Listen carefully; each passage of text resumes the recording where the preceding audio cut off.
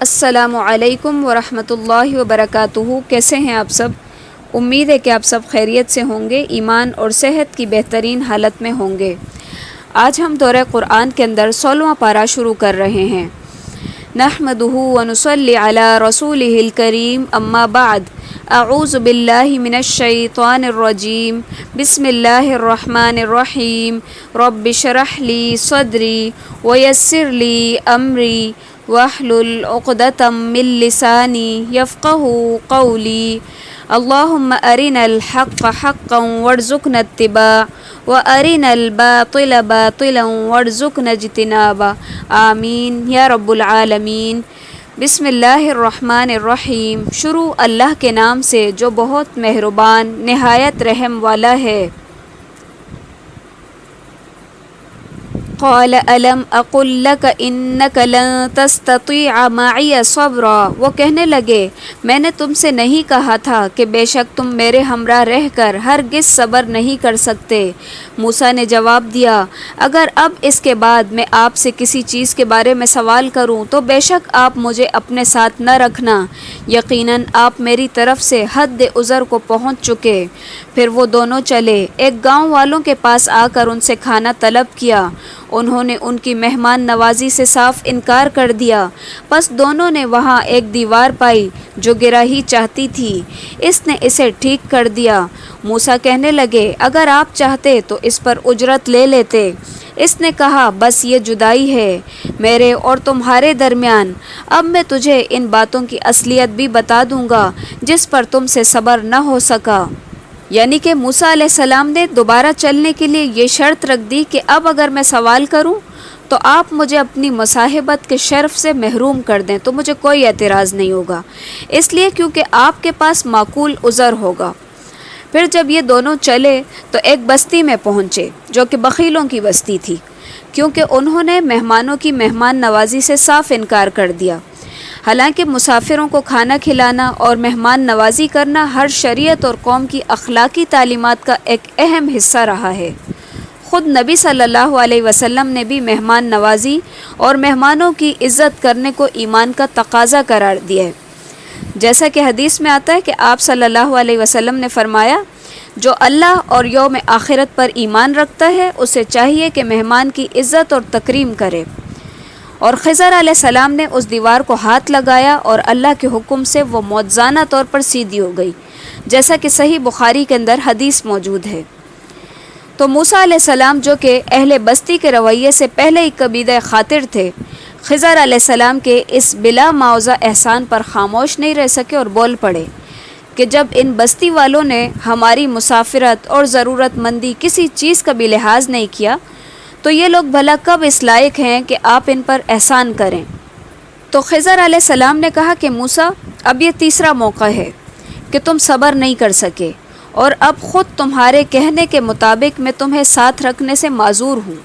لیکن جدائی سے پہلے خضر علیہ السلام نے ان تینوں واقعات کی حقیقت سے انہیں آگاہ اور باخبر کرنا ضروری خیال کیا تاکہ موسیٰ علیہ السلام کسی مغالطے کا شکار نہ رہیں اور وہ یہ سمجھ لیں کہ علم نبوت اور ہے جس سے ان کو نوازا گیا ہے اور وہ علم اور ہے جو خضر علیہ السلام کو دیا گیا ہے، اور اسی علم کے مطابق خضر علیہ السلام نے جو کام کیے ہیں وہ اسی علم کے مطابق ہیں۔ تو ان میں بعض کام ایسے تھے جو کہ موسیٰ علیہ السلام کی شریعت کے روح سے جائز نہیں تھے، اور اسی لیے موسیٰ علیہ السلام جو ہیں وہ بجا طور پر ان کے اوپر خاموش نہیں رہ سکے بلکہ انہوں نے اپنی رائے کا اظہار کیا۔ تو ان سارے امور کی وجہ سے جو کہ خضر علیہ السلام نے کیے، تو بعض اہل علم کی رائے ہے کہ خضر علیہ السلام جو ہے وہ انسان نہیں تھے اور اسی وجہ سے ان کو نبوت یا رسالت نہیں دی گئی تھی بلکہ ان کو کوئی اور علم دیا گیا تھا، اور وہ کہتے ہیں کہ وہ فرشتے تھے۔ لیکن اگر دیکھا جائے تو اللہ تعالیٰ کے لیے کچھ بھی مشکل نہیں ہے کہ اگر یہ سارے کام اللہ تعالیٰ کسی انسان سے کروانا چاہے تو یہ کوئی ناممکن بات نہیں ہے، کیونکہ یہ سارے کام اللہ تعالیٰ کے حکم سے ہی ہوئے تھے۔ اب خضر علیہ السلام نے ان باتوں کی حقیقت کو بتانے کا فیصلہ کیا۔ فرماتے ہیں کہ وہ جو کشتی تھی وہ کچھ مسکینوں کی تھی جو کہ دریا میں کام کاج کرتے تھے۔ میں نے اس میں کچھ توڑ پھوڑ کرنے کا ارادہ کر لیا کیونکہ ان کے آگے ایک بادشاہ تھا جو ہر ایک صحیح سالم کشتی کو جبراً ضبط کرتا تھا، اور اس لڑکے کے ماں باپ ایماندار تھے۔ ہمیں خوف ہوا کہ کہیں یہ انہیں اپنی سرکشی اور کفر سے عاجز اور پریشان نہ کر دے، اس لیے ہم نے چاہا کہ انہیں ان کا پروردگار اس کے بدلے اس سے بہتر پاکیزگی والا اور اس سے زیادہ محبت کرنے والا اور پیارا بچہ عنایت فرمائے۔ اور دیوار کا قصہ یہ ہے کہ اس شہر میں 2 یتیم بچے ہیں جن کا خزانہ ان کی اس دیوار کے نیچے دفن ہے، اور ان کا جو باپ تھا وہ بڑا ہی نیک آدمی تھا۔ تو تمہارے رب کی چاہت تھی کہ یہ دونوں یتیم بچے جب اپنی جوانی کی عمر میں آ جائیں تو یہ اپنا خزانہ تمہارے رب کی مہربانی اور رحمت سے نکال لیں۔ اور میں نے یہ جو بھی کام کیے ہیں یہ اپنی مرضی سے نہیں کیے، بلکہ یہ سارے وہ کام تھے جو اللہ تعالیٰ کے حکم سے ہی کیے ہیں۔ اور یہ تھی اصل حقیقت ان واقعات کی جن کے اوپر تم صبر نہیں کر سکے۔ وَيَسْأَلُونَكَ عَنْ ذِي الْقَرْنَيْنِ قُلْ سَأَتْلُو عَلَيْكُمْ مِنْهُ ذِكْرًا، اور وہ آپ سے ذی القرنین کے بارے میں پوچھتے ہیں، آپ کہہ دیجئے کہ میں ان کا تھوڑا سا حال تمہیں پڑھ کر سناتا ہوں۔ ہم نے اسے زمین میں قوت عنایت فرمائی تھی اور اسے ہر چیز کے سامان بھی عنایت کر دیے تھے۔ وہ ایک راہ کے پیچھے لگا یہاں تک کہ سورج کے ڈوبنے کی جگہ پہنچ گیا اور اسے ایک دلدل کے چشمے میں غروب ہوتا ہوا پایا، اور اس چشمے کے پاس ایک قوم کو بھی پایا۔ ہم نے فرما دیا کہ اے ذوالقرنین، یا تو انہیں تکلیف پہنچائے یا ان کے بارے میں تو کوئی بہترین روش اختیار کرے۔ اس نے کہا کہ جو ظلم کرے گا اسے تو ہم بھی اب سزا دیں گے، پھر وہ اپنے پروردگار کی طرف لوٹایا جائے گا اور وہ اسے سخت تر عذاب دے گا۔ ہاں، جو ایمان لائے اور نیک اعمال کرے اس کے لیے تو بدلے میں بھلائی ہے، اور ہم اسے اپنے کام میں بھی آسانی ہی کا حکم دیں گے، اور ہم اسے اپنے کام میں بھی آسانی ہی کا حکم دیں گے۔ پھر وہ اور راہ کے پیچھے لگا یہاں تک کہ جب سورج نکلنے کی جگہ تک پہنچا تو اسے ایک ایسی قوم پر نکلتا ہوا پایا کہ ان کے لیے ہم نے اس سے اور کوئی اوٹ نہیں بنائی۔ واقعہ ایسا ہی ہے، اور ہم نے اس کے پاس کی کل خبروں کا احاطہ کر رکھا ہے۔ ثم اتبع سببا، وہ پھر ایک سفر کے سامان میں لگا یہاں تک کہ جب 2 دیواروں کے درمیان پہنچا، ان دونوں کے اس طرف اس نے ایک ایسی قوم پائی جو بات سمجھنے کے قریب بھی نہ تھی۔ انہوں نے کہا کہ اے ذوالقرنین، یاجوج اور ماجوج اس ملک میں بڑے بھاری فسادی ہیں، تو کیا ہم آپ کے لیے کچھ خرچ کا انتظام کر دیں اس شرط پر کہ آپ ہمارے اور ان کے درمیان ایک دیوار بنا دیں؟ اس نے جواب دیا کہ میرے اختیار میں میرے پروردگار نے جو دے رکھا ہے وہی بہتر ہے، تم صرف قوت اور طاقت سے میری مدد کرو، میں تم میں اور ان میں مضبوط حجاب بنا دیتا ہوں۔ مجھے لوہے کی چادریں لا دو۔ یہاں تک کہ جب ان دونوں پہاڑوں کے درمیان برابر کر دی گئی دیوار تو حکم دیا گیا کہ آگ تیز جلاؤ، تا وقتیہ لوہے کی ان چادروں کو بالکل آگ کر دیا۔ تو فرمایا میرے پاس لاؤ، اس پر پگھلا ہوا تانبا ڈال دو۔ پس نہ تو ان میں اس دیوار کے اوپر چڑھنے کی طاقت تھی اور نہ اس میں کوئی سوراخ کر سکتے تھے۔ بین السدین سے مراد 2 پہاڑ ہیں جو کہ ایک دوسرے کے مقابل تھے، اور ان کے درمیان کھائی تھی جس سے یاجوج اور ماجوج اس طرف کی آبادی میں آ جاتے تھے اور قتل و غارت کرتے تھے۔ اب جب وہ اس بستی میں گئے تو ان لوگوں نے یا تو کسی ترجمان کے ذریعے سے، یا وہ جو کہ اللہ تعالیٰ نے ذوالقرنین کو جو خصوصی اسباب اور وسائل مہیا فرمائے تھے انہی میں ہو سکتا ہے کہ مختلف زبانوں کا علم بھی ہو، تو یوں انہوں نے اس قوم سے براہ راست خطاب کیا جبکہ وہ اپنی زبان کے علاوہ کوئی اور زبان نہیں سمجھتے تھے، جیسا کہ یہاں کہا گیا ہے کہ لا یکادون یفقہون قولا، کہ وہ کوئی اور زبان نہیں سمجھتے تھے۔ تو بہرحال انہوں نے ذوالقرنین کو بتایا کہ یاجوج اور ماجوج جو ہے یہ آتے ہیں اور فساد کرتے ہیں۔ یاجوج اور ماجوج نہایت ہی فسادی قومیں ہیں اور صحیح حدیث کے مطابق نسل انسانی میں سے ہی ہیں، اور ان کی تعداد دوسرے انسانی نسلوں کے مقابلے میں زیادہ ہے، اور ان ہی سے زیادہ جہنم بھرے گی۔ یہ صحیح بخاری اور صحیح مسلم کے اندر روایتیں موجود ہیں۔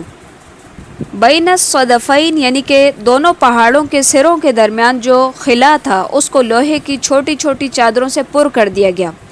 پھر اس کے بعد جو ہے قطرہ کہتے ہیں پگھلا ہوا تانبا، یا سیسا یا پگھلا ہوا لوہا، تو اب پگھلا ہوا تانبا یا سیسا یا لوہا جو بھی تھا وہ اس کے اوپر ڈال دیا گیا خوب گرم گرم۔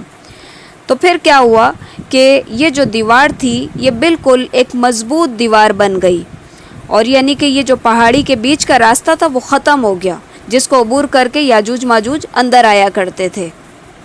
پھر ذی القرنین فرماتے ہیں قال ھذا رحمت من ربی، کہا کہ یہ سب میرے رب کی مہربانی ہے، ہاں جب میرے رب کا وعدہ آ جائے گا تو اسے زمین دوز کر دے گا، بے شک میرے رب کا وعدہ سچا اور حق ہے۔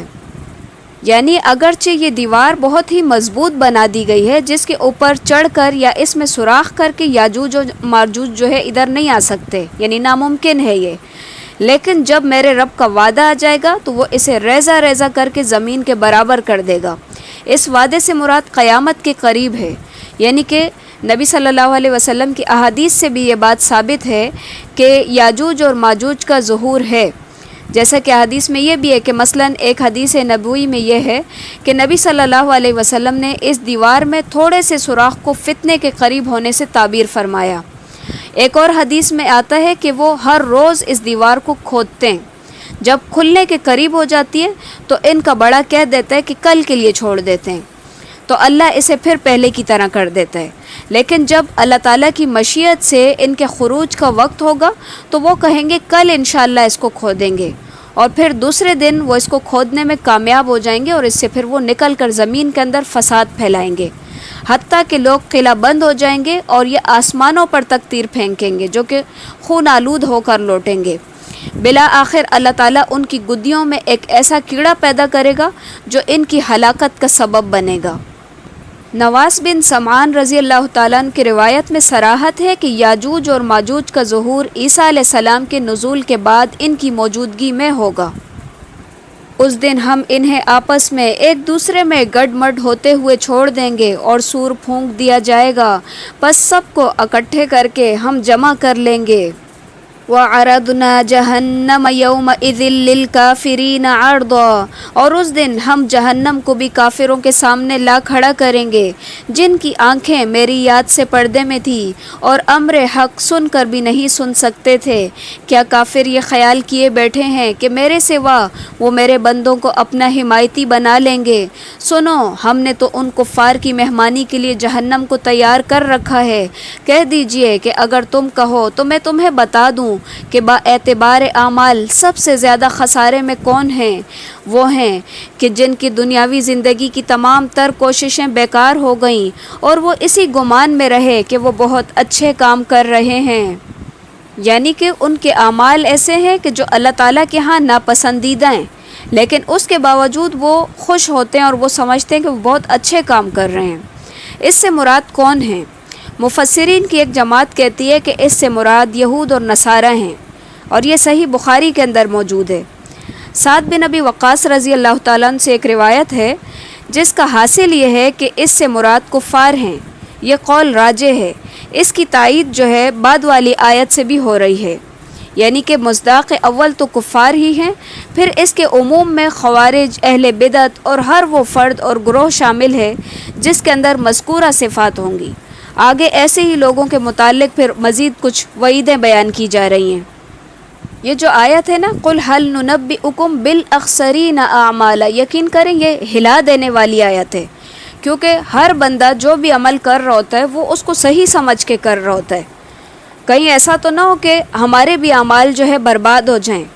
اللہ تعالیٰ ہمارے عملوں کی حفاظت کرے اور سنت کے مطابق عمل کرنے کی توفیق عطا فرمائے، کیونکہ جو بدعت کے ساتھ عمل ہوں گے خواہ وہ کتنے ہی اچھے کیوں نہ ہوں، یا ریاکاری کے ساتھ ہوں گے تو وہ عمل ضائع ہو جائیں گے، اور ایسے لوگ دنیا کے اندر یہی خیال کرتے ہوں گے کہ وہ بڑے نیک اور پارسا ہیں، بہت حج کیے ہوئے ہیں، بہت سارے عمرے کیے ہوئے ہیں، لیکن جب وہاں جائیں گے تو کچھ بھی نہیں ہوگا۔ تو یعنی کہ اعمال کے اعتبار سے سب سے زیادہ خسارے میں یہی لوگ ہیں۔ اولئک الذین کفروا بآیات ربہم ولقائہ فحبطت اعمالہم فلا نقیم لہم یوم القیامۃ وزنا، یہی وہ لوگ ہیں جنہوں نے اپنے پروردگار کی آیتوں اور اس کی ملاقات سے کفر کیا، اس لیے ان کے اعمال غارت ہو گئے۔ پس قیامت کے دن ہم ان کا کوئی وزن قائم نہ کریں گے۔ حال یہ ہے کہ ان کا بدلہ جہنم ہے، کیونکہ انہوں نے کفر کیا اور میری آیتوں اور میرے رسولوں کو مذاق بنایا۔ جو لوگ ایمان لائے اور انہوں نے کام بھی اچھے کیے، یقیناً ان کے لیے فردوس کی مہمانی ہے اور اس کے باغات ہیں جہاں وہ ہمیشہ رہیں گے، جس جگہ کو بدلنے کا کبھی بھی ان کا ارادہ ہی نہ ہوگا۔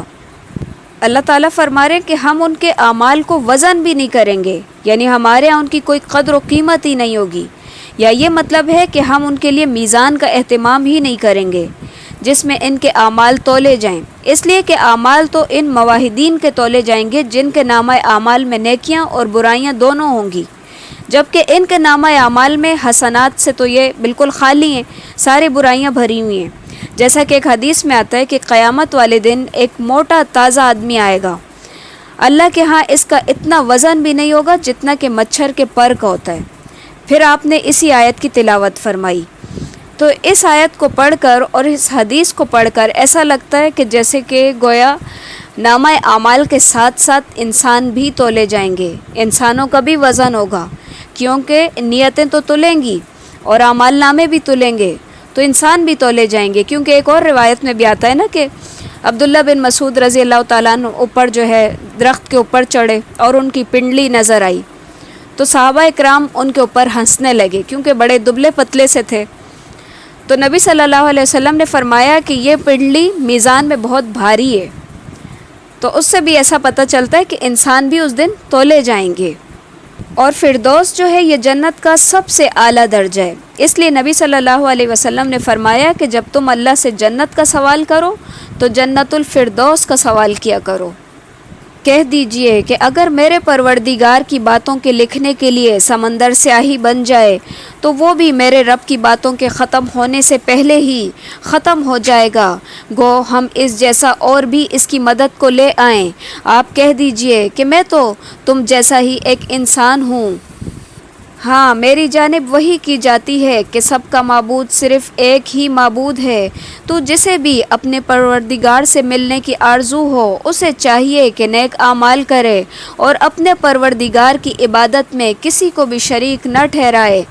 فَمَنْ كَانَ يَرْجُو لِقَاءَ رَبِّهِ فَلْيَعْمَلْ عَمَلًا صَالِحًا وَلَا يُشْرِكْ بِعِبَادَةِ رَبِّهِ أَحَدًا۔ سورہ مریم۔ بسم اللہ الرحمن الرحیم۔ کاف ہا یا عین صاد، یہ حروف مقطعات ہیں۔ ذکر رحمت ربک عبدہ زکریا، یہ تمہارے پروردگار کی اس مہربانی کا ذکر ہے جو اس نے اپنے بندے زکریا پر کی تھی، جبکہ اس نے اپنے رب سے چپ کے دعا کی تھی کہ اے میرے پروردگار، میری ہڈیاں کمزور ہو گئی ہیں اور سر بڑھاپے کی وجہ سے بھڑک اٹھا ہے، لیکن میں کبھی بھی تجھ سے دعا کر کے محروم نہیں رہا۔ مجھے اپنے مرنے کے بعد اپنے قرابت والوں کا ڈر ہے، میری بیوی بھی بھانج ہے، پس تو مجھے اپنے پاس سے وارث عطا فرما جو میرا بھی وارث ہو اور یعقوب کے خاندان کا بھی جان نشین، اور میرے رب تو اسے مقبول بندہ بنا لے۔ زکریا علیہ السلام انبیاء بنی اسرائیل میں سے ہیں اور یہ بڑے تھے اور یہی ان کا پیشہ ذریعہ آمدنی تھا، تو انہوں نے خفیہ اور چپ کے دعائیں اس لیے کی۔ ایک تو یہ اللہ تعالیٰ کو زیادہ پسند ہے کیونکہ اس کے اندر عاجزی اور خشوع اور خضوع زیادہ ہوتا ہے۔ دوسری وجہ یہ بھی ہے کہ لوگ کہیں ان کو بیوقوف نہ قرار دیں کہ یہ بڈھا اب بڑھاپے میں آ کے اولاد مانگ رہا ہے، جبکہ اولاد کے تمام ظاہری امکانات ختم ہو چکے ہیں۔ یعنی جس طرح لکڑی آگ سے بھڑک اٹھتی ہے، اسی طرح میرا سر بالوں کی سفیدی سے بھڑک اٹھا ہے۔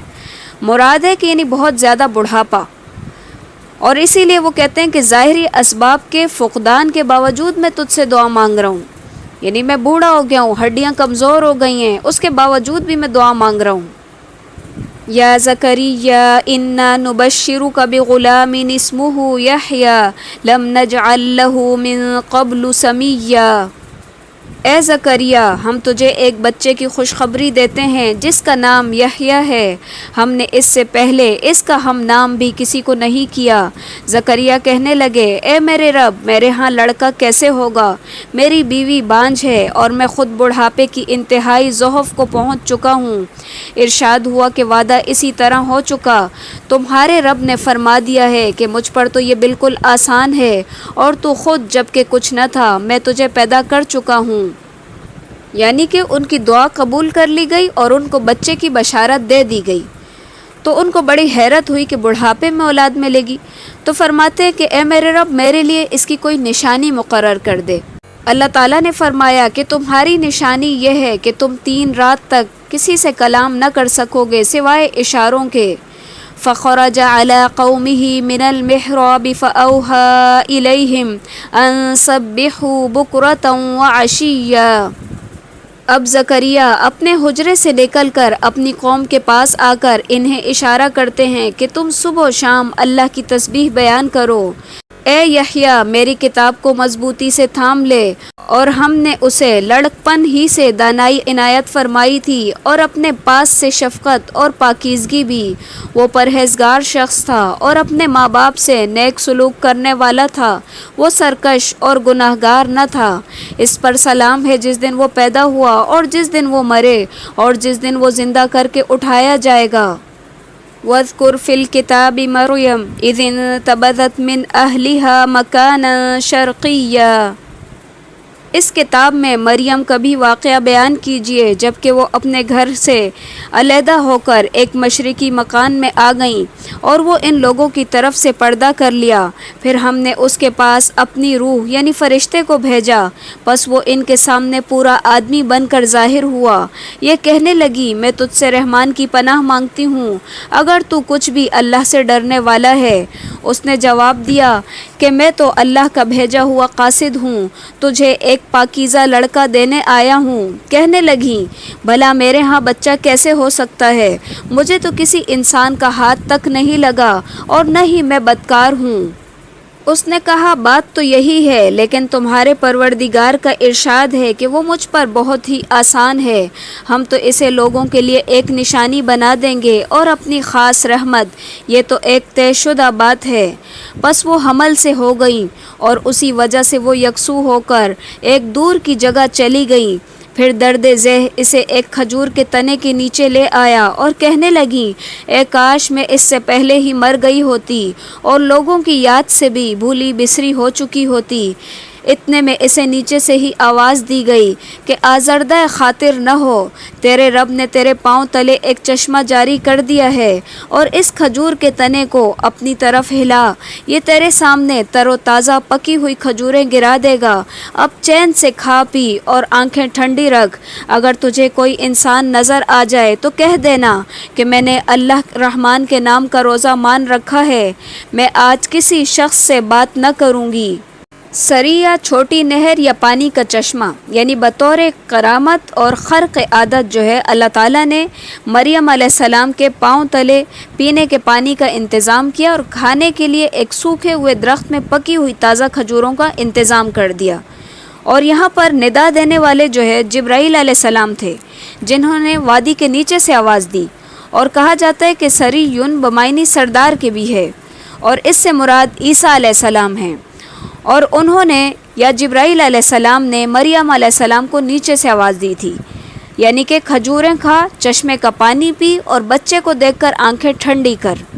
اور یہ بھی کہنا کہ اشارے سے تھا، یعنی کہ یہاں پہ کہا نا کہ روزہ رکھی ہوئی ہوں، تو یہ کہنا جو یہ بھی اشارے سے تھا، اس کے اندر بھی بات نہیں کرنی تھی۔ فَأَتَتْ بِهِ قَوْمَهَا تَحْمِلُهُ قَالُوا يَا مَرْيَمُ لَقَدْ جِئْتِ شَيْئًا فَرِيًّا۔ اب عیسیٰ کو لیے ہوئے وہ اپنی قوم کے پاس آئیں۔ سب کہنے لگے، مریم تو نے بڑی بری حرکت کی، اے ہارون کی بہن، نہ تو تمہارا باپ برا آدمی تھا اور نہ ہی تمہاری ماں بدکار تھی۔ مریم نے اپنے بچے کی طرف اشارہ کیا سب کہنے لگے لو بھلا ہم گود کے بچے سے کیسے باتیں کریں۔ بچہ بول اٹھا کہ میں اللہ کا بندہ ہوں، اس نے مجھے کتاب عنایت فرمائی اور مجھے اپنا پیغمبر بھی بنایا ہے، اور اس نے مجھے بابرکت کیا ہے جہاں بھی میں ہوں، اور اس نے مجھے نماز اور زکوٰۃ کا حکم دیا ہے جب تک بھی میں زندہ ہوں، اور اس نے مجھے اپنی والدہ کا خدمت گزار بنایا ہے اور مجھے سرکش اور بدبخت نہیں بنایا، اور مجھ پر اور میری پیدائش کے دن پر اور میری موت کے دن اور جس دن کہ میں دوبارہ زندہ کیا جاؤں گا سلام ہی سلام ہے۔ ذالک عیسی ابن مریم، یہی عیسیٰ ابن مریم ہیں، اور یہی وہ بات حق ہے جس میں لوگ شک اور شبے میں مبتلا ہیں۔ اللہ کے لیے اولاد کا ہونا لائق نہیں، وہ تو بالکل پاک ہے۔ وہ تو جب کسی کام کے سر انجام دینے کا ارادہ کرتا ہے تو اسے کہہ دیتا ہے کہ ہو جا، وہ اسی وقت ہو جاتا ہے۔ میرا اور تم سب کا پروردگار صرف اللہ ہی ہے، تم سب اسی کی عبادت کرو، یہی سیدھی راہ ہے۔ پھر یہ فرقے آپس میں اختلاف کرنے لگے، پس کافروں کے لیے ویل ہے، یہ ایک بہت بڑے سخت دن کی حاضری سے، کیا خوب دیکھنے والے ہیں اور کیا خوب سننے والے، اس دن جب کہ ہمارے سامنے حاضر ہوں گے۔ لیکن آج تو یہ ظالم لوگ صریح گمراہی میں پڑے ہوئے ہیں۔ یہاں پہ یہ کہا گیا کہ اللہ تعالیٰ جب کسی چیز کا ارادہ کرتے ہیں تو اس کو صرف کن کہتے ہیں اور فیکون وہ ہو بھی جاتی ہے، یعنی جس اللہ کی یہ شان اور قدرت ہو اسے بھلا اولاد کی کیا ضرورت ہے، اور اسی طرح اس کے لیے بغیر باپ کے پیدا کر دینا کون سا مشکل امر ہے۔ گویا جو اللہ کے لیے اولاد ثابت کرتے ہیں یا عیسیٰ علیہ السلام کی اعجازی ولادت سے انکار کرتے ہیں، وہ دراصل اللہ تعالیٰ کی قدرت اور طاقت کے منکر ہیں۔ وَأَنذِرْهُمْ يَوْمَ الْحَسْرَةِ إِذْ قُضِيَ الْأَمْرُ وَهُمْ فِي غَفْلَةٍ وَهُمْ لَا يُؤْمِنُونَ، تو انہیں اس رنج اور افسوس کے دن کا ڈر سنا دے جب کہ کام انجام کو پہنچا دیا جائے گا اور یہ لوگ غفلت اور بے ایمانی میں ہی رہ جائیں گے۔ خود زمین کے اور تمام زمین والوں کے وارث ہم ہی ہوں گے اور سب لوگوں کو ہماری طرف لوٹا کر لایا جائے گا۔ وَاذْكُرْ فِي الْكِتَابِ ابراہیم، اس کتاب کے اندر ابراہیم کا بھی قصہ بیان کیجئے، بے شک وہ بڑی سچائی والے پیغمبر تھے۔ جبکہ انہوں نے اپنے باپ سے کہا کہ ابا آپ ان کی پوجا کیوں کرتے ہیں جو نہ سنتے ہیں اور نہ ہی دیکھتے ہیں اور نہ ہی وہ آپ کو کچھ فائدہ پہنچا سکتے ہیں۔ اے میرے ابا جان، آپ دیکھیے میرے پاس وہ علم آیا ہے جو آپ کے پاس آیا ہی نہیں، تو آپ میری ہی مانیں، میں بالکل سیدھی راہ کی طرف آپ کی رہنمائی کروں گا۔ یا ابت لا تعبد الشیطان ان الشیطان کان للرحمن عصیا، اے میرے ابا جان آپ شیطان کی پرستش سے باز آ جائیں، شیطان تو رحم و کرم والے اللہ کا بڑا ہی نافرمان ہے۔ اور یہ ابا جان مجھے خوف ہے کہ کہیں آپ کو رحمان کا عذاب نہ پہنچ جائے اور پھر آپ شیطان کے دوستوں میں سے ہو جائیں۔ اس نے کہا کہ اے ابراہیم، کیا تو ہمارے معبودوں سے روگردانی کرتا ہے؟ سن، اگر تو باز نہ آیا تو میں تجھے پتھروں سے مار ڈالوں گا، جا ایک مدت دراز تک کے لیے مجھ سے الگ ہو جا۔ قال سلام علیک، کہا اچھا تم پر سلام ہو، میں تو اپنے پروردگار سے تمہاری بخشش کی دعا کرتا رہوں گا اور وہ مجھ پر بہت ہی مہربان ہے۔ یہ بخشش کی دعا کا وعدہ اس وقت تھا جب ابراہیم علیہ السلام کو اپنے باپ کے بارے میں پوری طرح یہ واضح نہیں ہو سکا تھا کہ یہ اللہ تعالیٰ کا دشمن ہے، لیکن جب ان کے اوپر یہ بات خوب واضح ہو گئی تو آپ نے پھر دعاؤں کا جو سلسلہ تھا وہ موقوف کر دیا۔ ابراہیم علیہ السلام نے کہا میں تو تمہیں بھی اور جن جن کو تم اللہ کے سوا پکارتے ہو انہیں بھی سب کو چھوڑ رہا ہوں، صرف اپنے پروردگار کو پکارتا رہوں گا۔ مجھے یقین ہے کہ میں اپنے پروردگار سے دعا مانگنے سے محروم نہیں رہوں گا۔ جب ابراہیم ان سب کو اور اللہ کے سوا جن کی وہ عبادت کرتے تھے چھوڑ چکے تو ہم نے انہیں اسحاق اور یعقوب عنایت فرمائے اور دونوں کو نبی بنایا، اور ان سب کو ہم نے اپنی بہت سی رحمتیں عطا فرمائیں اور ہم نے ان کے ذکر جمیل کو بلند کر دیا۔ وَاذْكُرْ فِي الْكِتَابِ مُوسیٰ، اور اس کتاب میں موسیٰ کا بھی ذکر کیجئے جو چنا ہوا اور رسول اور نبی تھا۔ ہم نے اسے طور کی دائیں جانب سے ندا کی اور رازگوئی کرتے ہوئے اسے قریب کر لیا اور اپنی خاص مہربانی سے اس کے بھائی ہارون کو نبی بنا کر اسے عطا فرمایا۔ وَاذْكُرْ فِي الْكِتَابِ اسماعیل، اور اس کتاب کے اندر اسماعیل کا بھی ذکر کیجیے، وہ بڑا ہی وعدے کا سچا تھا اور تھا بھی رسول اور نبی۔ وہ اپنے گھر والوں کو برابر نماز اور زکوٰۃ کا حکم دیتا تھا اور تھا بھی اپنے پروردگار کی بارگاہ میں پسندیدہ اور مقبول۔ وَاذْكُرْ فِي الْكِتَابِ ادریس، اور اس کتاب میں ادریس کا بھی ذکر کیجیے، وہ بھی نیک کردار پیغمبر تھا، ہم نے اسے بلند مقام پر اٹھا لیا۔ یہی وہ انبیاء ہیں جن پر اللہ نے فضل و کرم کیا، جو اولاد آدم میں سے ہیں اور ان لوگوں کی نسل سے ہیں جنہیں ہم نے نوح کے ساتھ کشتی میں چڑھا لیا تھا، اور اولاد ابراہیم اور یعقوب سے، اور ہماری طرف سے راہ یافتہ اور ہمارے پسندیدہ لوگوں میں سے۔ ان کے سامنے جب اللہ کی آیتیں ذکر کی جاتی ہیں تو وہ روتے ہوئے سجدے کے اندر گر پڑتے ہیں۔ پھر ان کے بعد ایسے ناخلف پیدا ہوئے جنہوں نے نماز ضائع کر دی اور نفسانی خواہشوں کے پیچھے پڑ گئے، سو ان کا نقصان ان کے ہی آگے آئے گا۔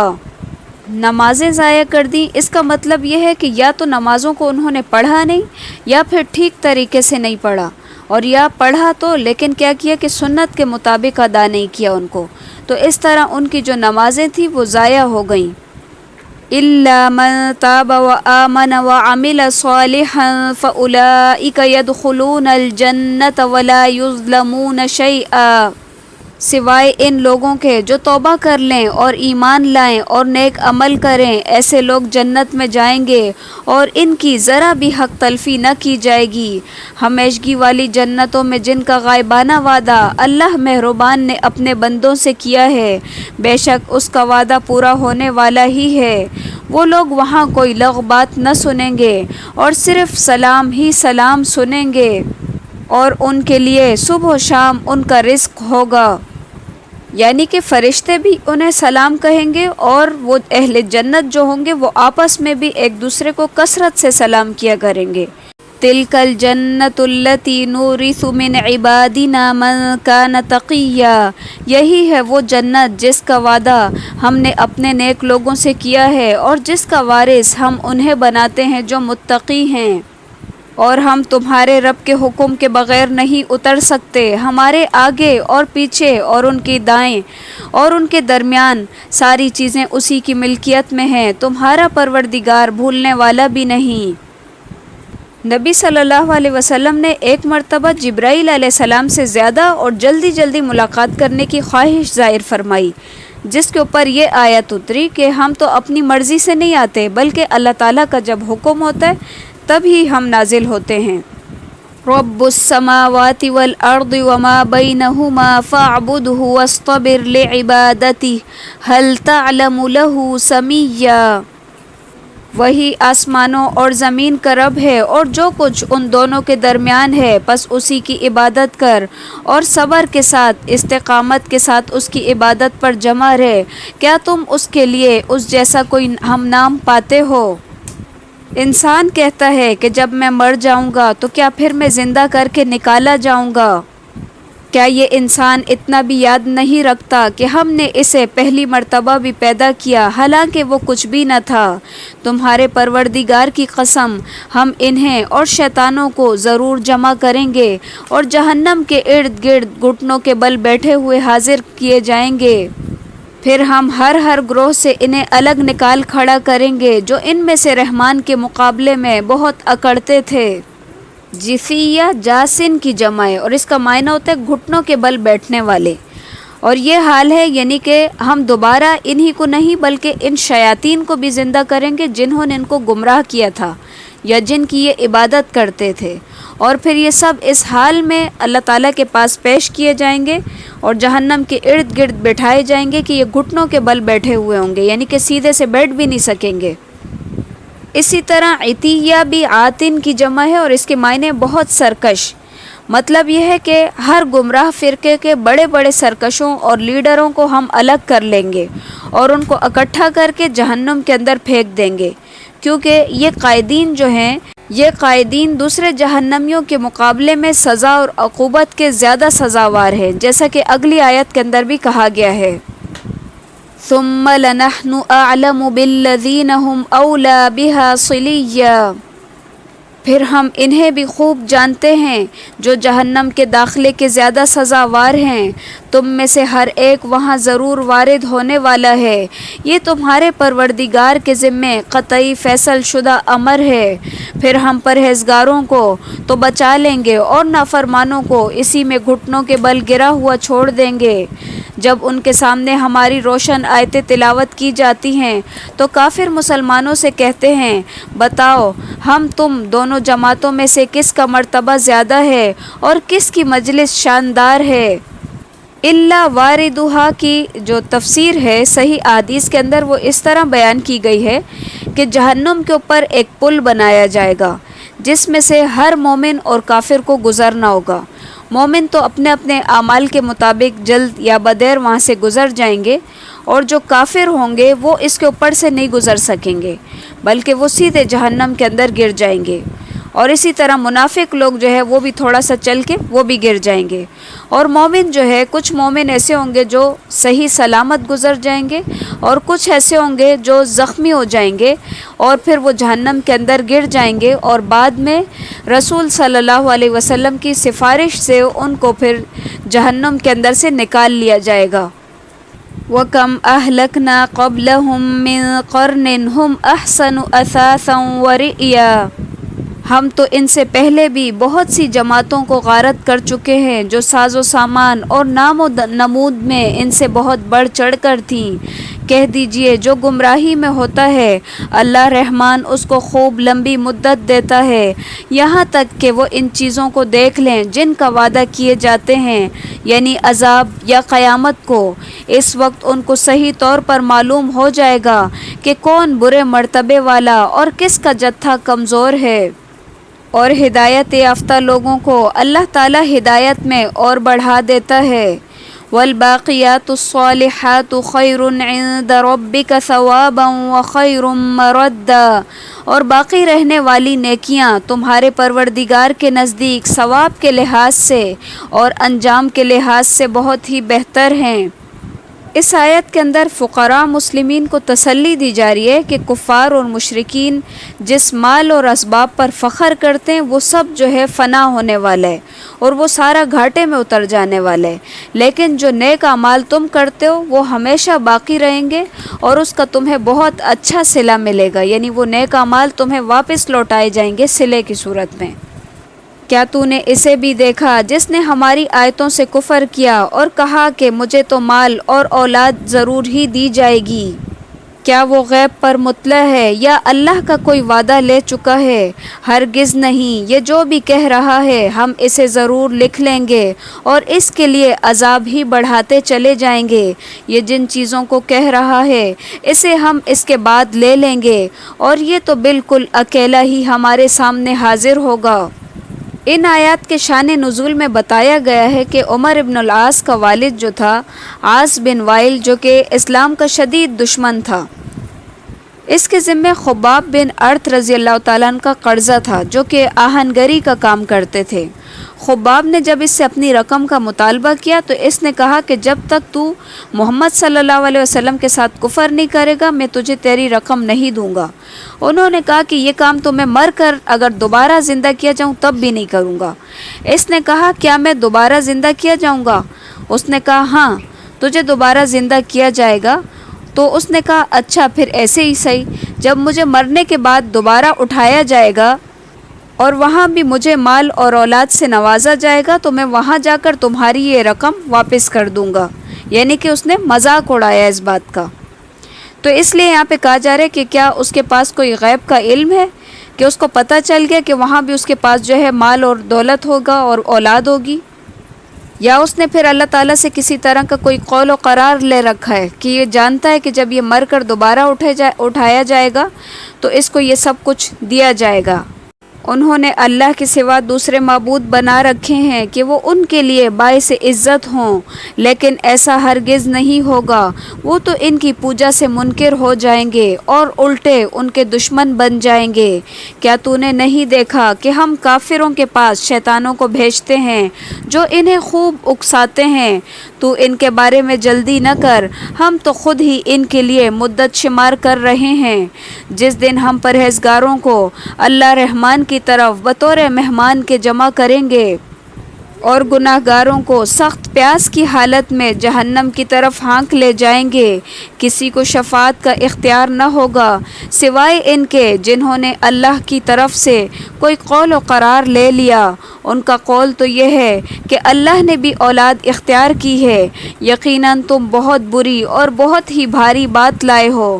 قریب ہے کہ اس قول کی وجہ سے آسمان پھٹ جائیں اور زمین شق ہو جائے اور پہاڑ ریزہ ریزہ ہو جائیں۔ ان دعوا للرحمن ولدا، کہ انہوں نے رحمان کے لیے اولاد کو پکارا۔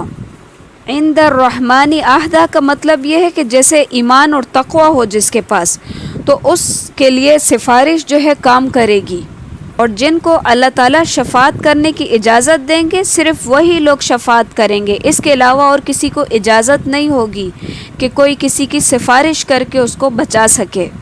اور یہ مضمون جو ہے یہ پہلے بھی گزر چکا ہے کہ اللہ تعالیٰ کے لیے اولاد قرار دینا اتنا بڑا جرم ہے کہ اس سے آسمان اور زمین پھٹ سکتے ہیں اور پہاڑ ریزہ ریزہ ہو سکتے ہیں۔ وَمَا يَنبَغِي لِلرَّحْمَنِ أَن يَتَّخِذَ وَلَدًا، اور رحمان کے شان کے لائق ہی نہیں کہ وہ اولاد رکھے، کیونکہ جو کچھ بھی آسمان اور زمین کے اندر ہے سب کچھ وہ گھیرے ہوئے ہے اور سب اس کے پاس غلام بن کر حاضر ہونے والے ہیں، اور اسی نے سب کچھ گن رکھا ہے اور گھیر بھی رکھا ہے۔ وَكُلُّهُمْ آتِيهِ يَوْمَ الْقِيَامَةِ فَرْدًا، اور سب کے سب اس کے پاس اکیلے اکیلے حاضر ہونے والے ہیں۔ بے شک وہ لوگ جو ایمان لائے اور عمل صالح کیے، ان قریب ان کے لیے رحمان محبت پیدا کر دے گا۔ ہم نے اس قرآن کو تمہاری زبان میں بہت ہی آسان کر دیا ہے کہ تم اس کے ذریعے سے پرہیزگاروں کو خوشخبری دو اور جھگڑالو لوگوں کو ڈراتے رہو۔ وَكَمْ أَهْلَكْنَا قَبْلَهُمْ مِنْ قَرْنٍ هَلْ تُحِسُّ مِنْهُمْ مِنْ أَحَدٍ أَوْ تَسْمَعُ لَهُمْ رِكْزًا، ہم نے ان سے پہلے بھی بہت سی جماعتوں کو تباہ کر دیا، کیا ان میں سے ایک کی بھی یہ آہٹ پاتے ہیں یا ان کی آواز کی بھنک بھی تمہارے کانوں میں پڑتی ہے؟ یعنی کہ جو پچھلی جماعتیں ہلاک اور برباد ہو گئیں ان کی بھنک بھی کانوں میں نہیں آتی۔ اس طرح ان کو اللہ تعالیٰ نے ملیا میٹ کر دیا اور بالکل تباہ اور برباد کر دیا اور ختم ہو کے رہ گئے وہ لوگ۔ سورہ طٰہٰ۔ بسم اللہ الرحمن الرحیم۔ طٰہٰ ما انزلنا علیک القرآن لتشقی، ہم نے تم پر یہ قرآن اس لیے نہیں اتارا کہ تم مشقت میں پڑ جاؤ، بلکہ اس کی نصیحت کے لیے جو اللہ سے ڈرتا ہے۔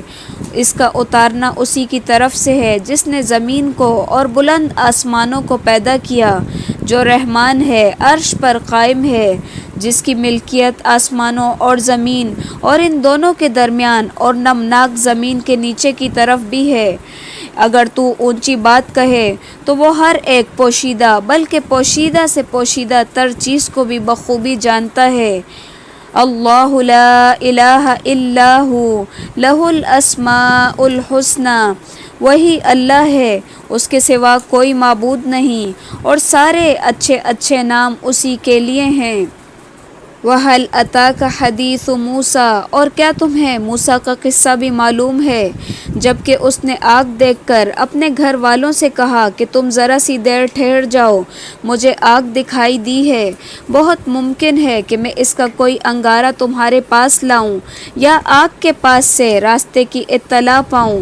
جب وہ وہاں پہنچے تو آواز دی گئی، اے موسیٰ، یقیناً میں ہی تمہارا پروردگار ہوں، تم اپنی جوتیاں اتار دو کیونکہ تم پاک میدان طوا میں ہو اور میں نے تمہیں منتخب کر لیا ہے۔ اب جو وحی کی جائے اسے کان لگا کر سنو، بے شک میں ہی اللہ ہوں، میرے سوا کوئی عبادت کے لائق نہیں، پس تم میری ہی عبادت کرو اور میری یاد کے لیے نماز قائم رکھو۔ قیامت یقیناً آنے والی ہے جسے میں پوشیدہ رکھنا چاہتا ہوں تاکہ ہر شخص کو وہ بدلہ دیا جائے جو اس نے کوشش کی۔ یہ واقعہ اس وقت کا ہے جب موسیٰ علیہ السلام مدین سے اپنی بیوی بچوں کو لے کر مصر کی طرف جا رہے تھے اور اندھیری رات تھی اور راستہ بھی نامعلوم تھا، تو اس وجہ سے آپ کو آگ کی ضرورت محسوس ہوئی تاکہ آپ اس کے اندر راستہ دیکھ سکیں، یا بعض کہتے ہیں کہ سردی کی وجہ تھی کہ سردی کے اندر آپ کو حرارت کی ضرورت تھی، تو اس لیے آپ نے جب دور سے آگ دیکھی تو آپ وہاں آگ لینے کے لیے پہنچے۔ پھر جب موسیٰ علیہ السلام آگ لینے والی جگہ پر پہنچے تو وہاں پر ایک درخت سے آواز آئی، جیسا کہ سورہ قصص کے اندر ہے۔ پھر یہ اور جوتیاں اتارنے کا حکم اس لیے دیا گیا کہ آپ وادی مقدس طوا میں پہنچے اور اس کے اندر تواضع کا اظہار اور شرف اور تکریم کا پہلو زیادہ نمایاں ہے، تو اس وجہ سے آپ کو حکم دیا گیا کہ آپ اپنی جوتیاں اتار دیں، اور جوتے اتار کر پڑھنے میں یا سننے میں جس طرح بات سمجھ آتی ہے وہ جوتے پہن کر نہیں سمجھ آ سکتی، یہ وجہ بھی ہو سکتی ہے اس کے اندر۔ فَلَا يَصُدَّنَّكَ عَنْهَا مَن لَا يُؤْمِنُ بِهَا وَاتَّبَعَ هَوَاهُ فَتَرْدَىٰ، بس اب اس کے یقین سے تمہیں کوئی ایسا شخص روک نہ دے جو اس پر ایمان نہیں رکھتا اور اپنی خواہش کے پیچھے پڑا ہوا ہے، ورنہ تو ہلاک ہو جائے گا۔ اے موسیٰ، تمہارے اس دائنے ہاتھ میں کیا ہے؟ جواب دیا کہ یہ میری لاٹھی ہے جس پر میں ٹیک لگاتا ہوں اور جس سے میں اپنی بکریوں کے لیے پتے جھاڑ لیا کرتا ہوں، اور بھی اس کے مجھے بہت سے فائدے ہیں۔ فرمایا اے موسیٰ اس ہاتھ سے نیچے ڈال دو۔ ڈالتے ہی وہ سانپ بن کر دوڑنے لگی۔ فرمایا بے خوف ہو کر اسے پکڑ لے، ہم اسے اس کی پہلی صورت میں دوبارہ لا دیں گے، اور اپنا ہاتھ اپنی بغل میں ڈال لے تو وہ سفید چمکتا ہوا ہو کر نکلے گا، لیکن بغیر کسی عیب کے۔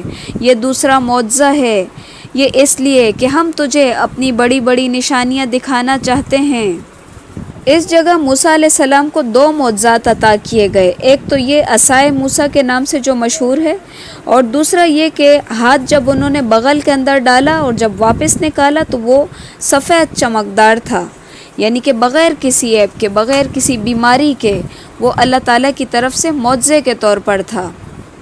اذهب الى فرعون انه طغى، اب تو فرعون کی طرف جا، اس نے بڑی سرکشی مچا رکھی ہے۔ موسیٰ نے کہا اے میرے پروردگار، میرا سینہ کھول دے اور میرے کام کو مجھ پر آسان کر دے، اور میری زبان کی گرہ بھی کھول دے تاکہ لوگ میری بات اچھی طرح سمجھ سکیں، اور میرا وزیر میرے کنبے میں سے کر دے، یعنی میرے بھائی ہارون کو، تو اس سے میری کمر کو کس دے اور اسے میرا شریک کار بنا، تاکہ ہم دونوں بکثرت تیری تسبیح بیان کریں اور بکثرت تیری یاد کریں، بے شک تو ہمیں خوب دیکھنے بھالنے والا ہے۔ فرعون کا ذکر اس لیے کیا گیا کیونکہ اس نے موسیٰ علیہ السلام کی قوم جو کہ بنی اسرائیل تھی اس کو اپنا غلام بنا رکھا تھا اور طرح طرح کے ظلم ان کے اوپر کرتا تھا، اور اس کی جو سرکشی تھی وہ اتنی زیادہ بڑھ گئی تھی کہ وہ دعویٰ کرنے لگا تھا کہ انا ربکم الاعلی، کہ میں سب سے بلند اور سب سے بڑا رب ہوں تمہارا۔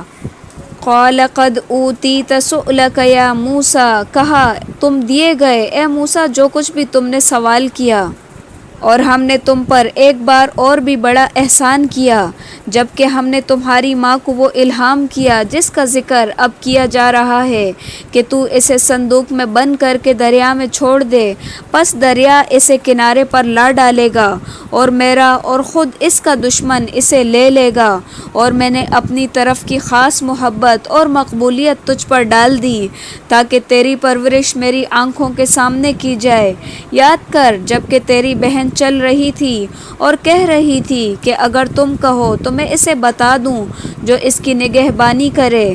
اس تدبیر سے ہم نے تجھے پھر تمہاری ماں کے پاس پہنچا دیا تاکہ اس کی آنکھیں ٹھنڈی رہیں اور وہ غمگین نہ ہوں، اور تو نے ایک شخص کو مار ڈالا، اس پر بھی ہم تجھے غم سے بچا لیا۔ اس پر بھی ہم نے تجھے غم سے بچا لیا، غرض ہم نے تجھے اچھی طرح آزما لیا۔ پھر تو کئی سال تک مدین کے لوگوں میں ٹھہرا رہا، پھر تقدیر الہی کے مطابق اے موسیٰ تو آیا اور میں نے تجھے خاص اپنی ذات کے لیے پسند کر لیا۔ فتونہ کے معنی ہم نے تجھے خوب آزمایا، یا یہ جمع ہے فتنہ کی، جیسے کہ جو فتنہ تھا یعنی بار بار جو آزمائش تھی۔ ایک مرتبہ جب پیدا ہوئے تو اس سال بچوں کو قتل کیا جانے والا سال تھا، لیکن اس سال بھی اللہ تعالیٰ نے موسیٰ علیہ السلام کو زندہ رکھا، اور پھر یہ کہ ان کی ماں نے جب ان کو صندوق کے اندر ڈال کر سمندر کی موجوں کے سپرد کر دیا، اس وقت بھی اللہ تعالیٰ نے ان کو بچا لیا اور پھر وہ زندہ رہے۔ اور کیا کیا کہ تمام دائیاں جو تھی ان کا دودھ موسیٰ علیہ السلام کے اوپر حرام کر دیا، تو موسیٰ علیہ السلام کو واپس ان کی ماں کی طرف لوٹایا، یعنی کہ مختلف طریقوں سے آزمایا۔ اس کے بعد پھر یہ بھی کہ جب موسیٰ علیہ السلام کے ہاتھوں قتل ہو گیا، تب بھی پھر موسیٰ علیہ السلام کو اللہ تعالیٰ نے اس آزمائش سے نکالا، یعنی ہر طرح سے آزمائشیں آئی اور پھر ان سے وہ نکالے گئے۔ اذهب انت واخوك بآیاتی ولا تنیا فی ذکری، جاؤ تم اور تمہارا بھائی میری نشانیوں کے ساتھ اور نہ میرے ذکر کے اندر سستی کرنا۔ یعنی کہ یہاں پر دائی کو کام کرنے سے پہلے کی باتیں سمجھائی جا رہی ہیں کہ جا تو رہے ہو دعوت دینے، لیکن اللہ تعالیٰ کا ذکر جو ہے وہ ساتھ کثرت سے کرتے رہنا ہے، کیونکہ ذکر انسان کو تقویت پہنچاتا ہے، اس کا دل مضبوط کرتا ہے۔ تو اسی لیے موسیٰ علیہ السلام کو یہاں پر جب دائی بنایا جا رہا ہے تو ان کو ساتھ میں طریقہ بھی بتایا جا رہا ہے کہ وہاں پر جاؤ فرعون کے پاس، لیکن میرے ذکر کے اندر کسی طرح کی کوئی سستی نہیں کرنا، یعنی کہ ہر طرح سے مجھے یاد کرتے رہنا۔ تم دونوں فرعون کے پاس جاؤ، اس نے بڑی سرکشی کی ہے، اسے نرمی سے سمجھاؤ، شاید کہ وہ سمجھ لے یا ڈر جائے۔ اب یہاں پر ایک اور طریقہ بھی بتایا جا رہا ہے کہ نرمی سے بات کرنا، ساتھ کہا بھی جا رہا ہے کہ وہ سرکش ہے، پھر بھی کہا جا رہا ہے کہ اس سے نرمی سے بات کرنا، کیونکہ نرمی ہر بندے کو پسند ہوتی ہے۔ تو یعنی فرعون سے نرمی کے ساتھ بات کی جائے تو ہو سکتا ہے کہ اس کے دل میں بھی کچھ نرمی اتر آئے۔ دونوں نے کہا اے ہمارے رب، ہمیں خوف ہے کہ کہیں فرعون ہم پر کوئی زیادتی نہ کرے یا اپنی سرکشی میں ہی نہ بڑھ جائے۔ جواب ملا کہ تم مطلقاً خوف نہ کرو، میں اب تمہارے ساتھ ہوں اور سنتا اور دیکھتا رہوں گا۔ تم اس کے پاس جا کر کہو کہ ہم تمہارے پروردگار کے پیغمبر ہیں، تو ہمارے ساتھ بنی اسرائیل کو بھیج دے، ان کی سزائیں ختم کر، ہم تو تیرے پاس تیرے رب کی طرف سے نشانی لے کر آئے ہیں، اور سلامتی اسی کے لیے ہے جو ہدایت کا پابند ہو جائے۔ ہماری طرف وحی کی گئی ہے، جو جھٹلائے اور روگردانی کرے اس کے لیے عذاب ہے۔ قال فمن ربکما یا موسیٰ، فرعون نے پوچھا اے موسیٰ تم دونوں کا رب کون ہے؟ جواب دیا کہ ہمارا رب وہ ہے جس نے ہر ایک کو اس کی خاص شکل و صورت عنایت فرمائی، پھر راہ سجھا دی۔ اس نے کہا اچھا یہ تو بتاؤ اگلے زمانے والوں کا کیا حال ہونا ہے؟ جواب دیا کہ ان کا علم میرے رب کے ہاں کتاب میں موجود ہے، نہ تو میرا رب غلطی کرتا ہے اور نہ ہی وہ بھولتا ہے۔ اسی نے تمہارے لیے زمین کو فرش بنایا ہے اور اس میں تمہارے چلنے کے لیے راستے بنائے ہیں، اور آسمان سے پانی بھی وہی برساتا ہے، پھر اس برسات کی وجہ سے مختلف قسم کی پیداوار بھی وہی پیدا کرتا ہے، تم خود بھی کھاتے ہو اور اپنے چوپایوں کو بھی چراتے ہو۔ کچھ شک نہیں کہ اس میں عقل مندوں کے لیے بہت سی نشانیاں ہیں۔ اسی زمین میں سے ہم نے تمہیں پیدا کیا اور پھر ہم اسی میں تمہیں واپس لوٹائیں گے، اور اسی سے پھر تم دوبارہ سب نکال کھڑے کیے جاؤ گے۔ ہم نے اسے اپنی سب نشانیاں دکھا دیں، لیکن پھر بھی اس نے جھٹلایا اور انکار کر دیا۔ کہنے لگا اے موسیٰ کیا تو اسی لیے آیا ہے کہ ہمیں اپنے جادو کے زور سے ہمارے ملک سے باہر نکال دے؟ اچھا ہم بھی تیرے مقابلے میں اسی جیسا جادو ضرور لائیں گے، بس تو ہمارے اور اپنے درمیان ایک وعدے کا وقت مقرر کر لے کہ نہ تو ہم اس کے خلاف کریں اور نہ ہی تو صاف میدان میں مقابلہ ہو۔ موسیٰ نے جواب دیا کہ زینت اور جشن کے دن کا وعدہ ہے اور یہ کہ لوگ دن چڑھے ہی جمع ہو جائیں۔ پس فرعون لوٹ گیا اور اس نے اپنے ہتھ کنڈے جمع کیے پھر آ گیا۔ موسیٰ نے ان سے کہا تمہاری شامت آ چکی، اللہ پر جھوٹ اور افتراء نہ باندھو کہ وہ تمہیں عذاب سے ملیہ میٹ کر دے۔ یاد رکھو کہ وہ کبھی کامیاب نہ ہوگا جس نے جھوٹی بات گڑھی۔ بس یہ لوگ آپس کے مشوروں میں مختلف رائے ہو گئے اور چپ کے مشورہ کرنے لگے، کہنے لگے یہ دونوں محض جادوگر ہیں اور ان کا پختہ ارادہ ہے کہ اپنے جادو کے زور سے تمہیں تمہارے ملک سے نکال باہر کریں اور تمہارے بہترین مذہب کو برباد کر دیں، تو تم بھی اپنا کوئی داؤ اٹھا نہ رکھو، پھر صف بندی کر کے آؤ، جو آج غالب آ گیا وہی بازی لے گیا۔ کہنے لگے اے موسیٰ یا تو پہلے ڈال یا پھر ہم ہی پہلے ڈالنے والے ہیں۔ جواب دیا کہ نہیں تم ہی پہلے ڈالو۔ اب تو موسیٰ کو یہ خیال گزرنے لگا کہ ان کی رسیاں اور لکڑیاں ان کے جادو کے زور سے دوڑ بھاگ رہی ہیں۔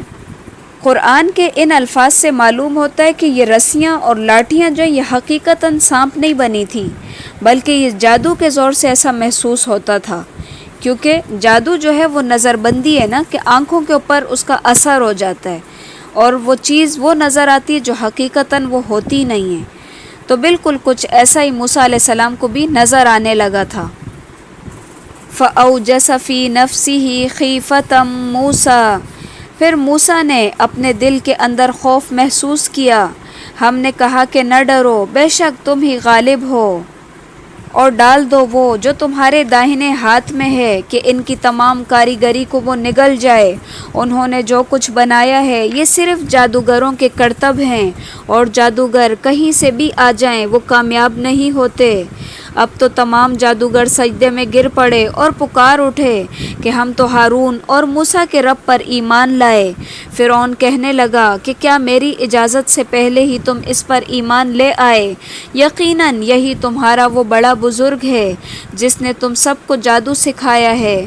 سن لو، میں تمہارے ہاتھ اور پاؤں مخالف سمت سے کٹوا کر تم سب کو کھجور کے تنوں میں سولی پر لٹکا دوں گا، اور تمہیں پوری طرح معلوم ہو جائے گا کہ ہم میں سے کس کی مار زیادہ سخت اور دیرپا ہے۔ انہوں نے جواب دیا کہ ناممکن ہے کہ ہم تجھے ترجیح دیں ان دلیلوں پر جو ہمارے سامنے آ چکی، اور اس اللہ پر جس نے ہمیں پیدا کیا ہے۔ اب تو جو کچھ کرنے والا ہے کر گزر، تو جو کچھ بھی حکم چلا سکتا ہے وہ اسی دنیاوی زندگی میں ہی ہے، اور ہم اس امید سے اپنے پروردگار پر ایمان لائے ہیں کہ وہ ہماری خطائیں معاف فرما دے گا، اور خاص کر جادوگری کا گناہ جس پر تو نے ہمیں مجبور کیا ہے۔ اللہ ہی بہتر اور باقی رہنے والا ہے۔ إِنَّهُ مَن يَأْتِ رَبَّهُ مُجْرِمًا فَإِنَّ لَهُ جَهَنَّمَ لَا يَمُوتُ فِيهَا وَلَا يَحْيَا۔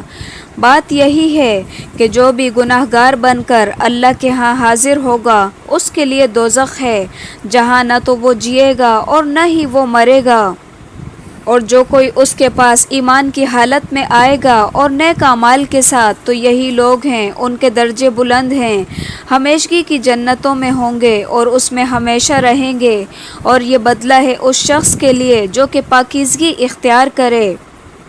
وَلَقَدْ أَوْحَيْنَا إِلَى مُوسَىٰ، اور تحقیق وحی کی ہم نے موسیٰ کی طرف کہ لے چلو میرے بندوں کو رات کے ایک حصے میں اور ان کے لیے سمندر میں خشک راستہ بنا لو، پھر نہ تو تمہیں کسی کے آ پکڑنے کا خطرہ ہوگا اور نہ ڈر۔ فرعون نے اپنے لشکروں سمیت ان کا تعاقب کیا، پھر تو دریا ان سب پر چھا گیا جیسا سب کچھ چھا جانے والا تھا۔ فرعون نے اپنی قوم کو گمراہی میں ڈال دیا اور سیدھا راستہ نہ دکھایا۔ اے بنی اسرائیل دیکھو، ہم نے تمہارے سامنے ہی تمہارے دشمن سے تمہیں نجات دی اور تم سے کوہ طور کی دائیں جانب وعدہ کیا اور تم پر من و سلوہ اتارا۔ تم ہماری دی ہوئی پاکیزہ روزی سے کھاؤ اور اس میں حد سے آگے نہ بڑھو، ورنہ تم پر میرا غضب نازل ہوگا، اور جس پر میرا غضب نازل ہو جائے وہ یقیناً تباہ ہوا۔ اور بے شک میں اس کو بخشنے والا ہوں جو توبہ کرے اور ایمان لائے اور نیک اعمال کرے اور راہ راست پر بھی رہے۔ اے موسیٰ، تجھے اپنی قوم سے غافل کر کے کون سی چیز جلدی لے آئی؟ کہا کہ وہ لوگ بھی میرے پیچھے ہی ہیں، اور میں نے اے رب تیری طرف جلدی کی اس لیے تاکہ تو خوش ہو جائے۔ فرمایا ہم نے تیری قوم کو تیرے پیچھے آزمائش میں ڈال دیا ہے اور انہیں سامری نے بہکا دیا ہے۔ پس موسیٰ سخت غضبناک ہو کر رنج کے ساتھ واپس لوٹے اور کہنے لگے اے میری قوم والو، کیا تم سے تمہارے پروردگار نے نیک وعدہ نہیں کیا تھا؟ کیا اس کی مدت تمہیں لمبی معلوم ہوئی؟ بلکہ تمہارا ارادہ ہی یہ ہے کہ تم پر تمہارے پروردگار کا غضب نازل ہو کہ تم نے میرے وعدے کے خلاف کیا۔ انہوں نے جواب دیا کہ ہم نے اپنے اختیار سے آپ کے وعدے کے خلاف نہیں کیا، بلکہ ہم پر زیورات قوم کا جو بوجھ لادے گئے تھے انہیں ہم نے ڈال دیا، اور اسی طرح سامری نے بھی ڈال دیا۔ پھر اس نے لوگوں کے لیے ایک بچڑا نکال کھڑا کیا، یعنی بچڑے کا بت، جس کی گائے کی سی آواز بھی تھی۔ پھر کہنے لگا یہی تمہارا معبود ہے، اور موسیٰ کا بھی، لیکن موسیٰ بھول گیا۔ یعنی کہ سامری نے ان کے لیے بچڑا بنایا اور وہ فوراً سے جو ہے بچڑے کی پوجا کرنے لگ گئے، کیونکہ غلام قوم تھی اور ذہنی طور پر وہ اب تک غلام تھے، اسی لیے ان کو کچھ سمجھ نہیں آیا کہ یہ گمراہ ہو رہے ہیں، بلکہ وہ اس بچڑے کو الہ سمجھ کر اس کی عبادت کرنے لگ گئے تھے۔ کیا یہ لوگ یہ بھی نہیں دیکھتے کہ وہ نہ تو ان کی بات کا جواب دے سکتا ہے اور نہ ہی ان کے کسی برے بھلے کا اختیار رکھتا ہے؟ اور ہارون نے اس سے پہلے ہی ان سے کہہ دیا تھا اے میری قوم والو، اس بچڑے سے جو صرف تمہاری آزمائش کی گئی ہے، تمہارا حقیقی پروردگار تو اللہ ہی ہے، بس تم سب میری تابعداری کرو اور میری بات مانتے چلو۔ انہوں نے جواب دیا کہ موسیٰ کی واپسی تک تو ہم اسی کے مجاور بنے بیٹھے رہیں گے۔ موسیٰ کہنے لگے اے ہارون، انہیں گمراہ ہوتا ہوا دیکھتے ہوئے تجھے کس چیز نے روکا تھا کہ تو میرے پیچھے نہ آیا؟ کیا تو بھی میرے حکم کا نافرمان بن بیٹھا؟ ہارون نے کہا اے میری ماں جائے، میری داڑھی نہ پکڑ اور میرے سر کے بال نہ کھینچ، مجھے تو صرف یہ خیال دامن گیر ہوا کہ کہیں آپ یہ نہ فرمائیں کہ تو نے بنی اسرائیل میں تفرقہ ڈال دیا اور میری بات کا انتظار کیوں نہ کیا۔ موسیٰ علیہ السلام اپنی قوم کو شرک کی گمراہی میں دیکھ کر سخت قسم کے غضبناک ہوئے تھے، اور وہ سمجھے کہ وہ جو اپنے بھائی ہارون علیہ السلام کو خلیفہ بنا کر گئے ہیں پیچھے، ان کا بھی شاید اس کے اندر کوئی عمل دخل ہے۔ تبھی آتے ہی انہوں نے ہارون علیہ السلام کی داڑھی کے بال پکڑ لیے اور سر کو بھی پکڑ کے اپنی طرف کھینچنا شروع کیا، یعنی کہ بہت ہی سخت رویہ اپنایا۔ موسیٰ نے پوچھا سامری تمہارا کیا معاملہ ہے؟ اس نے جواب دیا کہ مجھے وہ چیز دکھائی دی جو انہیں دکھائی نہیں دی، تو میں نے فوراً سے رشتے کے قدم سے ایک مٹھی بھر مٹی لی اور وہ اس کے اندر ڈال دی، اسی طرح میرے دل نے یہ بات میرے لیے بھلی بنا دی۔ جمہور مفسرین کے نزدیک اس آیت کے اندر الرسول سے مراد جبرائیل علیہ السلام ہیں، اور مطلب یہ بیان کیا گیا ہے کہ جبرائیل علیہ السلام کے گھوڑے کو گزرتے ہوئے سامری نے دیکھا اور ان کے گھوڑے کے قدموں کے نیچے کی مٹی اس نے سنبھال کر رکھ لی، جس میں شاید کچھ خرق عادت اثرات تھے۔ اس مٹی کو جو کہ ایک مٹھی کے برابر تھی، اس نے کیا کیا کہ پگھلے ہوئے زیورات یا بچڑے کے اندر ڈال دیا، تو اس سے کیا ہوا کہ ایک طرح کی آواز اس بچڑے کے اندر سے نکلنا شروع ہو گئی، جو کہ پھر بنی اسرائیل کے لیے فتنے کا سبب بن گئی۔ موسیٰ نے کہا اچھا جاؤ، دنیا کی زندگی میں تمہاری سزا یہی ہے کہ تم کہتے رہو کہ مجھے نہ چھونا، اور ایک وعدہ اور بھی ہے تمہارے ساتھ، جو تم سے ہرگز نہ ٹلے گا، اور اب تم اپنے اس معبود کو بھی دیکھ لو جس کا تم اعتکاف کیے ہوئے تھے کہ ہم اسے جلا کر دریا میں ریزہ ریزہ اڑا دیں گے۔ اصل بات یہی ہے کہ تم سب کا معبود برحق صرف اللہ ہی ہے، اس کے سوا کوئی پرستش کے قابل نہیں، اس کا علم تمام چیزوں پر حاوی ہے۔ اسی طرح ہم تیرے سامنے پہلے کے گزرے ہوئے حالات بیان فرما رہے ہیں، اور یقیناً ہم تجھے اپنے پاس سے نصیحت بھی عطا فرما چکے ہیں۔ اس سے جو منہ پھیر لے گا وہ یقیناً قیامت کے دن اپنا بھاری بوجھ لادے ہوئے ہوگا جس میں وہ ہمیشہ رہے گا، اور ان کے لیے قیامت کے دن بڑا برا بوجھ ہے۔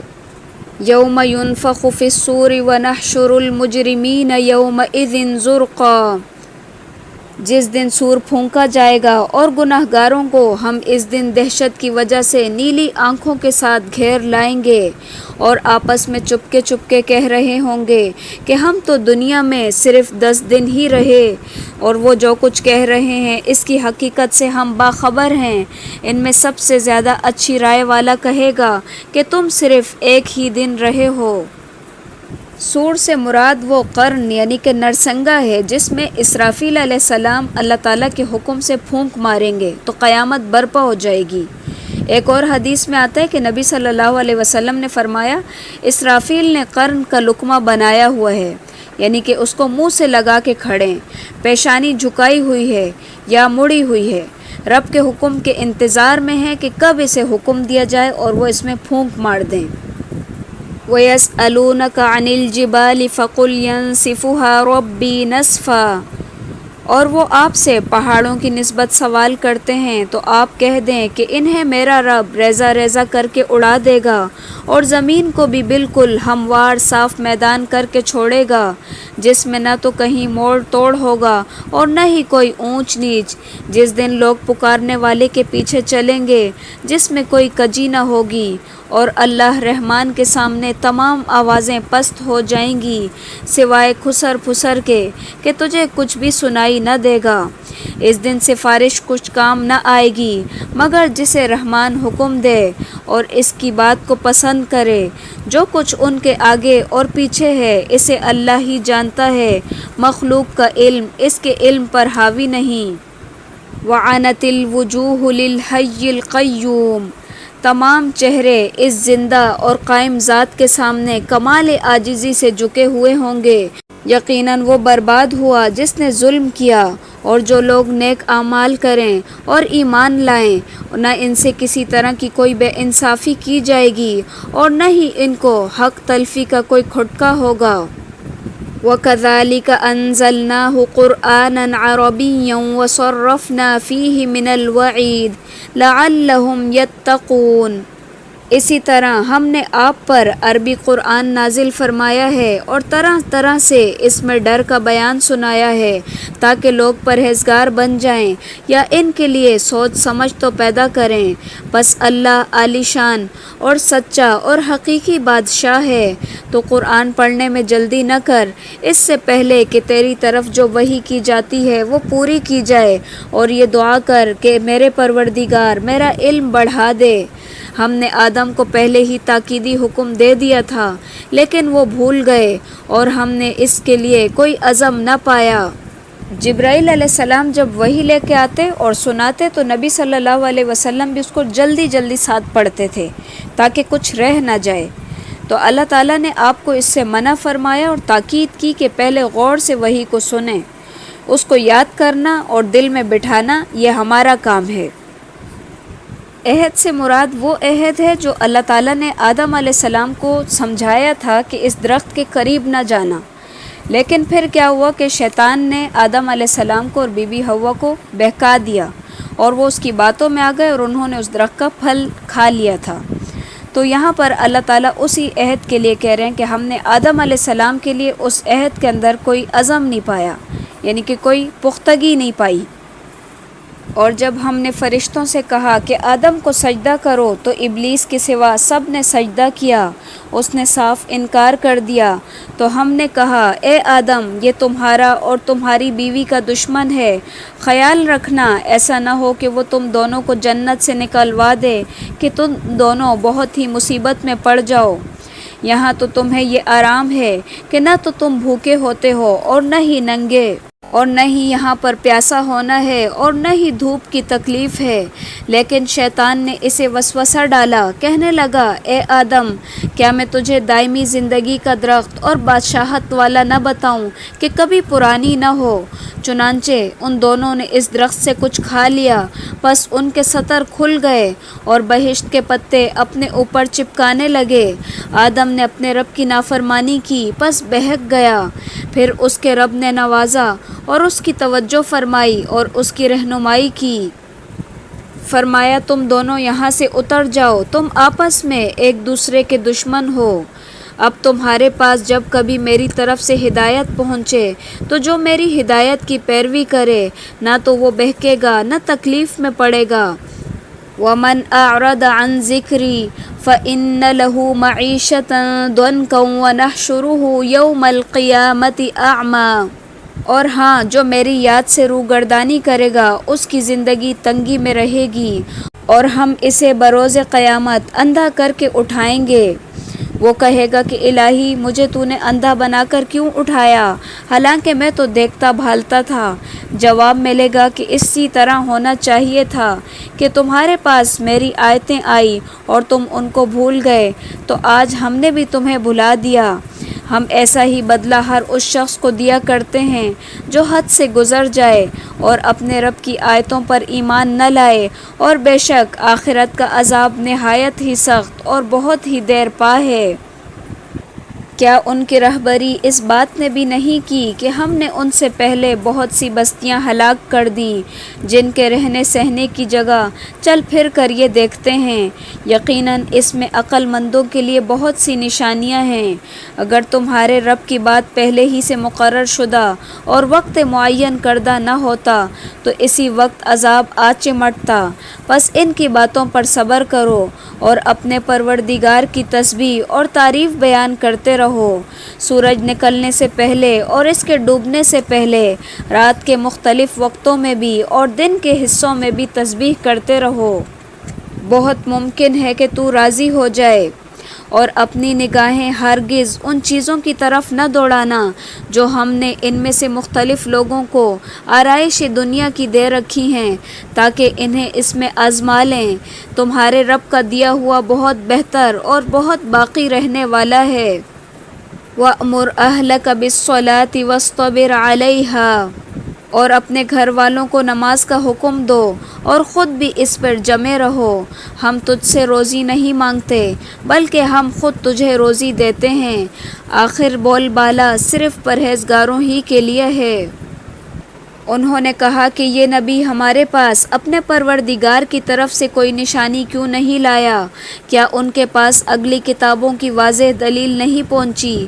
اور اگر ہم اس سے پہلے ہی انہیں عذاب سے ہلاک کر دیتے تو یقیناً وہ کہہ اٹھتے کہ ہمارے پروردگار، تو نے ہمارے پاس اپنا رسول کیوں نہ بھیجا کہ ہم تیری آیتوں کی تابعداری کرتے، اس سے پہلے کہ ہم ذلیل و رسوا ہوتے۔ یعنی کہ مسلمان اور کافر دونوں اس انتظار میں رہیں کہ دیکھیں کہ کفر غالب آتا ہے یا اسلام غالب آتا ہے، اور اس کا علم اس طرح ہو جائے گا کہ دیکھا یہ جائے گا کہ اللہ کی مدد سے کامیاب اور سرخرو کون ہوتا ہے اور کون ہے جو کامیاب اور سرخرو نہیں ہوتا۔ تو وہی کامیاب ہے جو اللہ تعالیٰ کی مدد سے جو کامیاب اور سرخرو ہوگا، اس کا مطلب ہے کہ وہی ہدایت یافتہ ہے۔ سبحانک اللہم و بحمدک، نشہد ان لا الہ الا انت، نستغفرک و نتوب الیک۔ السلام علیکم ورحمۃ اللہ وبرکاتہ۔